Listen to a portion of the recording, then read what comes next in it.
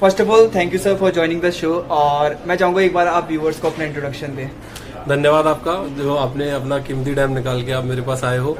मेरा नाम हरिओम चौधरी है और मैं देहरादून में दून डिफेंस ड्रीमर्स के नाम से एक डिफेंस इंस्टीट्यूट चलाता हूं, जहां हम एनडीए, सीडीएस, एयरफोर्स, नेवी आदि एग्जामों की तैयारी कराते हैं। सर फर्स्ट ऑफ ऑल आपने अपना समय दिया, इसके लिए बहुत बहुत धन्यवाद। सर जब आप ये वर्ड सुनते हैं डिफेंस, सो आप इसको कैसे देखते हैं इन टर्म्स ऑफ जॉब?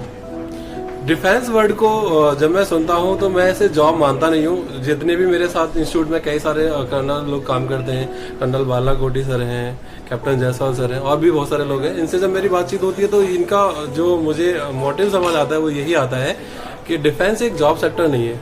यहाँ में अगर देश सेवा की भावना है तो ही आपके लिए ये चीज बनी हुई है। जॉब अगर आपको करनी है तो आप इंजीनियरिंग कर सकते हो, डॉक्टर बन सकते हो, टीचर बन सकते हो, बहुत सारे ऑप्शन है जॉब करने के लिए। तो अगर आपकी जॉब की ही सिर्फ मेंटेलिटी है तो डिफेंस फोर्सेस में आई थिंक आपके लिए जगह नहीं है। जो हमारे साइकोलॉजिस्ट होते हैं एनडीए में, जो तैयारी जब आपका एसएसबी इंटरव्यू होता है तो वो भी ये चीजें चेक करते हैं कि बंदे में डेडिकेशन है या नहीं है। मतलब बॉर्डर पे खड़े रह के कोई आदमी जॉब के लिए अपनी जान तो नहीं गवाएगा। सो सर आप एक टीचर भी हैं और आप एक इंस्टीट्यूट के डायरेक्टर भी हैं। मैं आपसे जानना चाहूंगा कि डिफेंस में एंट्री के लिए कौन कौन से मोड्स है, एक बार आपको ब्रीफली बताइए। डिफेंस में दो तरीके की एंट्री होती है, एक ऑफिसर लेवल रैंक से एंट्री होती है और एक नॉर्मल, जैसे अभी आपका अग्निवीर आया है या जीडी है, एयरफोर्स XY ग्रुप पहले चलता था और नेवी डबल SSL चलता था। एक मतलब सिपाही के थ्रू आप जा सकते हो और एक ऑफिसर के लिए जा सकते हो। तो 12th के बाद एनडीए एक एग्जाम होता है जिससे आप ऑफिसर रैंक के लिए सेलेक्ट किए जाते हो और ग्रेजुएशन के बाद CDS, FCAT कई सारे एग्जाम है और डायरेक्ट टेक्निकल एंट्री भी आती है, TES भी आती है। अगर आपकी परसेंटेज 12th में अच्छी है तो आप सीधे जाके भी SSB इंटरव्यू देते हैं, वो भी एक बहुत अच्छा ऑप्शन होता है बच्चों के पास। तो ये सब चीज़ें। सर मैं उम्मीद करता हूँ कि आप अभी जो करंट में कंट्रोवर्सीज हो रही हैं उसको आप फॉलो करते होंगे।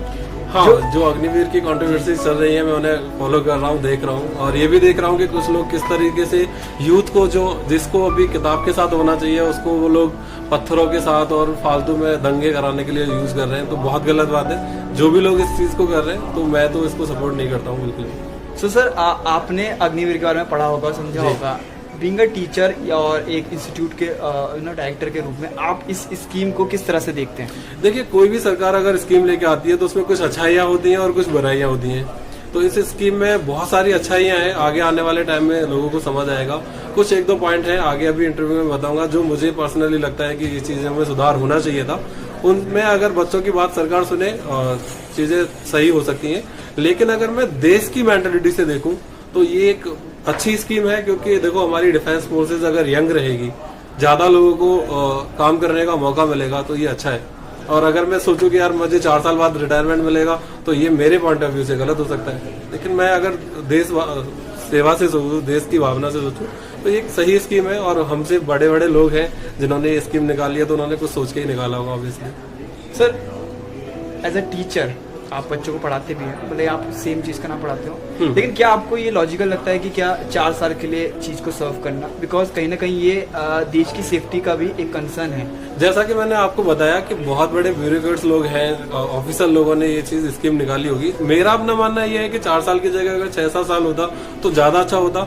लेकिन अगर सरकार इस स्कीम को लेके आई है तो डेफिनेटली इसके बेनिफिट्स होने वाले होंगे, तभी लेके आई है। कोई भी गवर्नमेंट अगर काम करती है तो वो देश की भलाई के लिए ही काम करती है। उसे समझने में थोड़ा टाइम लग सकता है। जैसे कि देखो हमारे देश में बहुत सारी समस्याएं, मुझे ये मुद्दे उठाने नहीं चाहिए। सफाई अभियान के लिए भी देश के प्रधानमंत्री को समझाना पड़ता है कि सफाई रखो। बहुत सारी चीजें हैं जिनके लिए सरकार को अवेयरनेस के लिए मत जाओ, बहुत सारे मुद्दे हैं। तो ये तो एक ज्वलंत मुद्दा है, तो इसे समझने में थोड़ा टाइम लगेगा। आई होप कि ये 3-4 साल में लोगों को समझ आए और देश के लिए इससे फायदा हो। सर कोई भी जब न्यू स्कीम आती है तो एक बड़ा डिफरेंस हो जाता है कम्युनिकेशन में। आपको क्या लगता है ये जो अग्निवीर या जो अग्निपथ आया है इसमें कहाँ कमी रह गई कि सरकार अपनी तरफ से समझा नहीं पा रही है, या फिर कुछ जेन्युइन कंसर्न भी है इसके पीछे युवाओं का? देखिए, जो बच्चा देश सेवा की धारणा रखता है, पहली बात तो डिफेंस फोर्सेज में जाता ही हुआ है। यहाँ पे हो क्या रहा है, जैसे कुछ कोचिंग ऑर्गेनाइजेशंस को नुकसान होगा, है ना। अभी जैसे मैं कोचिंग इंस्टीट्यूट चला रहा हूँ तो नुकसान होता है कि भैया 4 साल के लिए कौन नौकरी करना चाहेगा। तो जो नौकरी के लिए डिफेंस फोर्सेज को चूज कर रहे हैं उनकी तो जॉब लगती ही नहीं है। मेरा जो अपना एक्सपीरियंस है, 10 साल से मैं इंस्टीट्यूट चला रहा हूँ, देश सेवा की भावना होना बहुत जरूरी है। तो सरकार को क्या है, थोड़ा सा समझाना चाहिए बच्चों को, ठीक है, आगे आना पड़ेगा, हम लोगों को आगे आना पड़ेगा।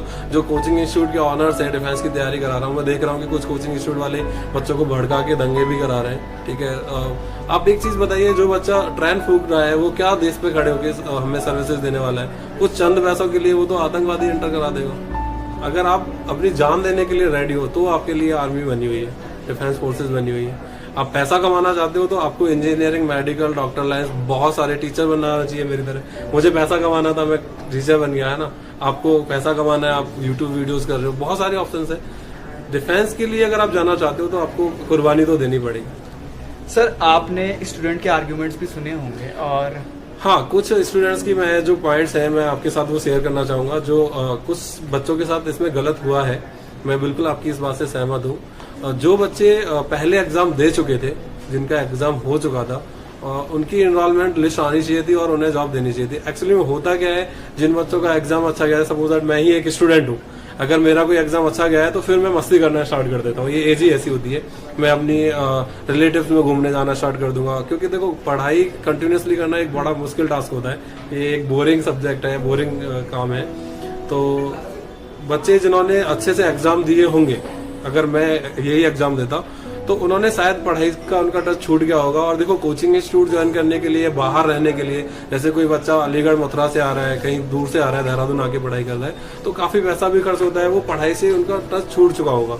तो उनके बारे में सरकार को जरूर सोचना चाहिए। जो एग्जाम हो चुके हैं, आई थिंक उनको, बच्चों को जॉब देनी चाहिए, वो क्लियर करना चाहिए। सो आपने ऑलमोस्ट बहुत सारी बातें क्लियर कर दी है, और एक लास्ट में आपसे पूछना चाहूँगा सर कि ये जो पत्थरबाजी या फिर जो भी ये पब्लिक ट्रांसपोर्ट को रोकना है, या जो राइड्स की जो स्थिति बन जाती है, इसके पीछे के मेन कारण आपको क्या लगते हैं? क्या युवा इतना ज़्यादा फ्रस्ट्रेट हो चुका है, या फिर क्या है? जब आप अपने पर्सनल हित को सोचोगे ना, तो फिर यही चीजें होंगी। अगर आप देश को लेके सोचोगे तो फिर ऐसी दिक्कतें नहीं आने वाली हैं। आप अपने पर्सनल हित के लिए ये चीजें करने वाले हो। अब देखो, दहेज प्रथा एक कितनी गलत प्रथा है। अभी मेरी एक बच्चे से बात चल रही थी, ठीक है, वो अग्निवीर की तैयारी कर रहा था। हम तो बेसिकली फोकस करते हैं अपने इंस्टीट्यूट में एनडीए के लिए और ऑफिसर रैंक के लिए। तो उसने कहा कि सर, अब तो शादी करने में भी बड़ी दिक्कत आएगी, लड़की वाले पूछेंगे। तो शादी करने में दिक्कत नहीं आएगी, जो जिनकी जॉब नहीं लगती उनकी भी शादी होती है। अब दहेज लेने में प्रॉब्लम आएगी कि 4 साल बाद आपकी चीजें छोड़ जाएंगी। तो वो इस मेंटलिटी से देखो, आपको बाहर आना पड़ेगा, है ना। अभी हमारी अगर मेंटलिटी ये है कि हम एक जॉब ले लेते हैं, उसके बाद हमारी अच्छी शादी हो जाए, फिर अच्छा दहेज मिल जाए, तो ऐसे लोग जो है वो फिर पत्थर उठा रहे हैं, जिनका मोटिव ये है कि मुझे देश के लिए कुछ करना है, ठीक है। मेरी भी एससीएल कंपनी में जॉब लग गई थी, ठीक है, डिफेंस फोर्सेज में मैं आया, पैसा कमाना है मुझे। ये जो एनडीए की कोचिंग खोल ली है मैंने, तो इसके पीछे 2 मोटिव थे, पैसा भी कमाना है, साथ साथ देश के लिए भी कुछ करना है। अभी जैसे हम बीच बीच में क्या है, अपनी कुछ कैंपेन करते हैं, जैसे सफाई का एक अभियान हमने चलाया, अभी हम कुछ दिन बाद पौधे लगाने वाले हैं। तो इसमें कोई पर्सनल हित है नहीं, तो कुछ तो करना पड़ेगा देश के लिए, और हम लोगों को ही करना पड़ेगा। तो सर, आपने बहुत सारी बातें क्लियर कर दी है, और ये पॉडकास्ट करने का उद्देश्य ये था कि मैं डिफरेंट जो सेक्शंस हैं, जैसे एक कोचिंग इंस्टीट्यूट का क्या उनका इसमें विचार है, बिकॉज हर सबके इसमें अलग अलग ओपिनियंस हैं। सो मैं उम्मीद करूंगा कि जो पहले तो ये राइट जैसी स्थिति है वो संभले, सरकार जाके युवाओं की भी सुने, और बीच का एक रास्ता निकाले जिससे उनको भी आश्वस्त रहे। क्योंकि 4 साल आप जिस प्रोफेशन में हैं, अगर आप एंटर भी कर रहे हैं, तो आपको उस मेंटालिटी के साथ होना चाहिए कि नहीं, मुझे करना है। नहीं, देखो, अगर 4 साल आप एक डिफेंस सेक्टर में काम कर रहे हो, तो पहली बात तो ये है कि आप बहुत डिसिप्लिन हो जाओगे, और दूसरी बात है कि ऐसा नहीं होगा कि आपको दूसरी जो जॉब होंगी। एक इम्पॉर्टेंट बात ये भी है कि 25% लोग वहाँ रेगुलर रहने वाले भी हैं, जो अच्छे से काम करेंगे। तो जो 75% लोग आएंगे, वो 4 साल की डिसिप्लिन एक लाइफ गुजार के आएंगे। तो प्राइवेट सेक्टर्स में भी उनको फायदा होने वाला है। मैं भी, अगर मेरे पास भी कोई बंदा आएगा डिफेंस फोर्सेज से, तो मैं पहले उसे वरीयता दूंगा। कोई भी ऑर्गेनाइजेशन है, तो एक जो डिसिप्लिन है, टाइम का पंचुअल बंदा है, उसको पहले प्रेफरेंस दी ही जाती है। तो ऑब्वियसली उसको फायदा होने वाला है। अब मैं एक छोटी सी चीज बोलना चाहता हूँ कि अभी बहुत सारी चीजें मैं देखता हूँ, ये थोड़ी कंट्रोवर्शियल चीज हो सकती है, लेकिन मैं बोल ही दे रहा हूँ कि लोग ना पैसे लेके भी घूमते हैं, 10-10 लाख रुपए लेके घूमते हैं कि यार मेरी जॉब लगवा दो एयरफोर्स में, आर्मी में। ऐसी चीजें भी मैंने कोचिंग इंस्टीट्यूट को चलाते हुए पाई हैं। तो यार ठीक है, आप 10 लाख रुपए लेके नौकरी करना चाह रहे थे, अभी आपको फ्री में 4 साल आप ऐसे समझ लो कि इंडियन आर्मी ट्रेनिंग दे रही है और उसके लिए सैलरी भी दे रही है। तो आपको अगर ट्रेनिंग मिल रही है, मुझे अगर 4 साल के लिए फ्री एजुकेशन मिले तो मैं जरूर जाऊंगा कहीं भी तैयारी करने के लिए। उसके बाद अगर मैं अच्छे से ट्रेंड हो रहा हूँ तो आगे अपने देश के लिए बहुत सारे ऑप्शन है, काम करूंगा। सो मैं जानना चाहूँगा साहब, सम अप करें इस पॉडकास्ट को और दो बातें कहें कि क्या आपको लगता है कि इसका सोल्यूशन क्या हो सकता है कि सरकार सॉल्यूशन यही है कि यार जो बच्चे भी हैं ये हमारी वीडियो देख रहे हैं, मैं उनसे ये रिक्वेस्ट करूंगा कि किसी के भी बहकावे में आके कोई भी हिंसक काम ना करें, ठीक है। अपने देश के अगेंस्ट अपनी देश की प्रॉपर्टी को बिल्कुल भी ना नुकसान पहुंचाएं। अगर आप एक जिम्मेदार नागरिक हो तो बहुत सारे ऑप्शन आ सकते हैं। हाँ, अगर आपको सरकार की कोई चीज गलत लग रही है, जैसे मैंने अपना पॉइंट रखा कि यार जो बच्चे ऑलरेडी सेलेक्टेड हाँ उनका जॉब देना चाहिए, तो आप अपनी बात को तरीके से रखो। इसका मतलब ये नहीं है कि आप देश में ट्रेनों को आग लगा दोगे और बाकी लोगों को परेशान करोगे, तो ये तरीका सही नहीं है और आपके ही कैरियर के लिए आगे नुकसानदायक होगा। अगर आपका कहीं कोई रिपोर्ट दर्ज हो जाती है या कुछ हो जाता है तो आप आगे कुछ भी नहीं कर पाओगे। मेरे हिसाब से आपने अपनी बात कह दी है और सर के साथ पॉडकास्ट करने का हमारा उद्देश्य यही था कि हम एक कोचिंग इंडस्ट्री का भी एक पॉइंट ऑफ व्यू दिखाएं कि उनके हिसाब से ये कैसा है। उम्मीद करूंगा कि ये सब चीज़ें रुकें और सरकार जो है वो नॉर्मली बच्चों की बात सुने और एक बेहतर भविष्य और बेहतर देश जो है सुरक्षा की तरफ जाए। आज के पॉडकास्ट को सर यही समाप्त करते हैं और मेरे को बहुत खुशी हुई सर आपने अपना समय दिया और उम्मीद करेंगे कि हम फिर कभी एक और पॉडकास्ट जरूर ठीक सर। एक बार लाइक शेयर सब्सक्राइब बोल दीजिए। हाँ बिल्कुल भाई, इनका चैनल है, ये यूथ है, ये भी देखो, ये भी एक बच्चा है और अपना काम कर रहा है मेहनत से, तो इनके चैनल को लाइक करो, शेयर करो और सब्सक्राइब करो। Thank you.